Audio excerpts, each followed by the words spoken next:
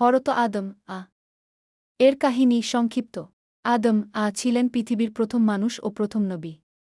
আল্লাহ তাআলা তাকে মাটি থেকে সৃষ্টি করেন এবং নিজের বিশেষ জ্ঞান দান করেন। এরপর আল্লাহ ফেরেশতাদের আদেশ দেন আদম কে সম্মান জানাতে। সবাই আদেশ পালন করলেও ইবলিস অহংকার করে অমান্য করে। পরে আল্লাহ আদম এর জন্য তার স্ত্রী হাওয়া কে সৃষ্টি করেন।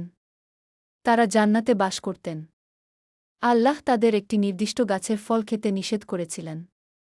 কিন্তু ইবলিসের কুমন্ত্রণায় তারা সেই গাছের ফল খেয়ে ফেলেন। এরপর তারা নিজেদের ভুল বুঝতে পারেন এবং আল্লাহর কাছে ক্ষমা প্রার্থনা করেন। আল্লাহ তাদের তওবা কবুল করেন। তবে পৃথিবীতে পাঠিয়ে দেন। পৃথিবীতে এসে আদম ও হাওয়া আল্লাহর ইবাদত করেন এবং তাদের সন্তানদের সঠিক পথের শিক্ষা দেন। শিক্ষা: অহংকার মানুষকে ধ্বংসের দিকে নিয়ে যায়। ভুল হলে আল্লাহর কাছে ক্ষমা চাইতে হবে। আল্লাহ দয়ালু এবং তওবা গ্রহণকারী। সত্য ও ন্যায়ের পথে চলতে হবে।